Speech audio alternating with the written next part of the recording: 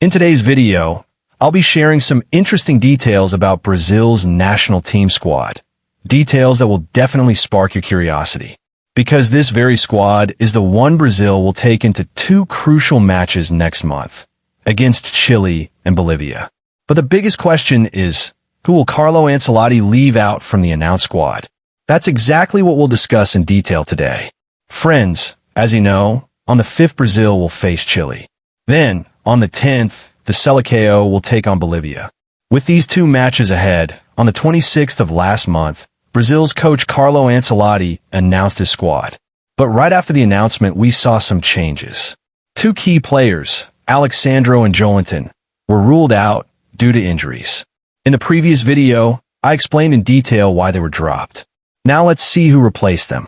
In place of Joelinton, Jean Lucas, who plays for Brazilian club Bahia, got the call-up. However, Ancelotti didn't bring in a replacement for Alex Sandro, since Brazil already had enough options at left back, 3 players for that position. So, the squad now stands at 24 players.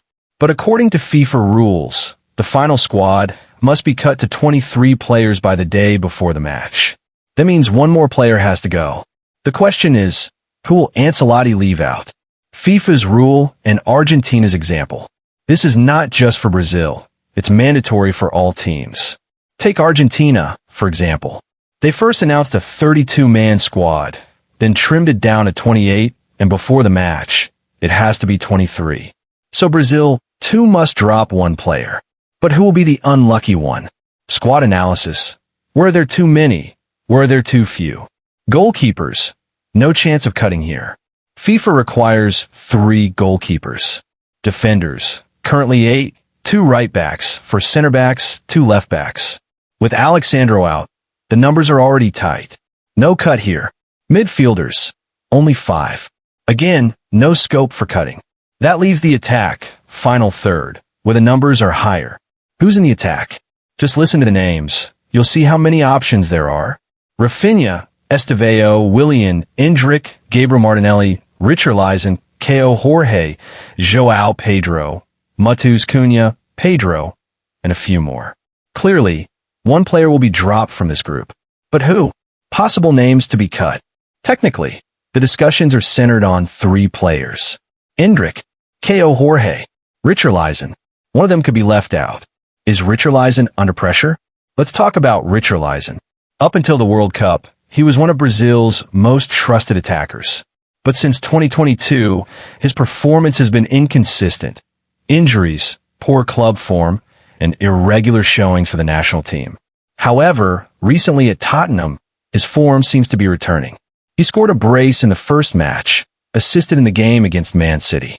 That might convince Ancelotti to give him one more chance. If that's the case, then Kaio Jorge could be the one to miss out. Kaio Jorge. Opportunity or goodbye? Kaio Jorge is young and talented, but he lacks national team experience. If the coach prioritizes experience, he could be dropped. On the other hand, if Ancelotti wants to back young players, then Richarlison could be at risk. Endrick, what about him? Then there's Endrick.